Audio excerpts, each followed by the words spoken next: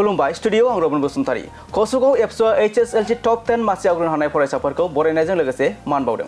नंगौ 2022 मायथाइनि फरायसालिनि जोबथा आनजादनि बर' बिजोंजों फरायनानै मेट्रिक आनजादाव 10थि मासि लानानै उथ्रिनो हानाय फरायसाफोरखौ बरायनायजों लोगोसे मान बावदों।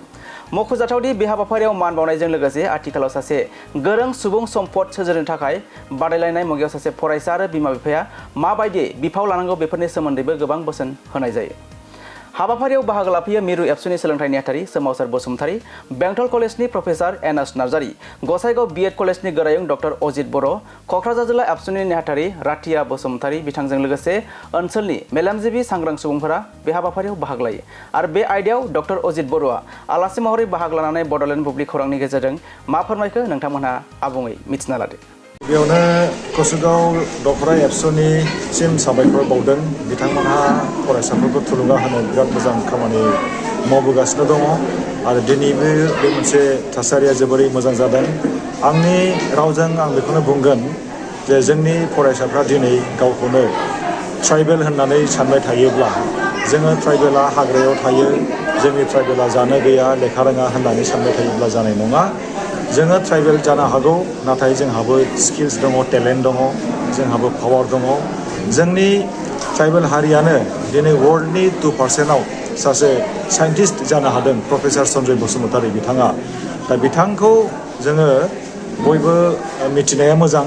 बिथाङा दि सासे ट्राइबेल जानानै वर्ल्डनि सासे साइन्टिस्ट जानो हादों बेबो मोनसे मेसेज होयो।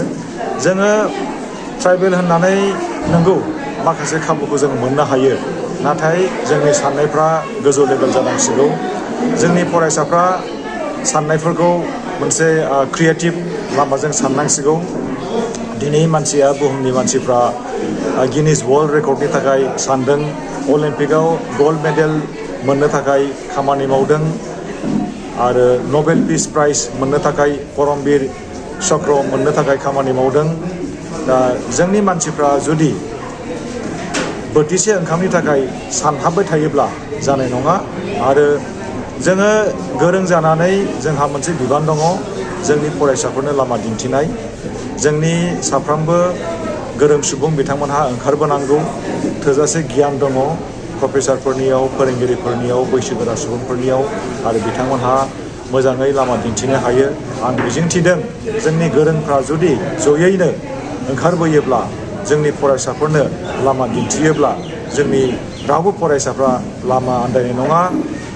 दिनै नैबे थासारियावबो जोङो आरोबाव नुनो मोनबावदों जोंनि समाजाव जुवाजों, जौजों, मेलाजों गेलेनायखौ जोङो नुनो मोनबावदों, सम थांहोनायखौ जोङो नुनो मोनबावदों। नाथाय बियो जोंनि साननायफोरखौ इन्टेलेक्सुयेल लेभेलाव लांनो हानाय नङा।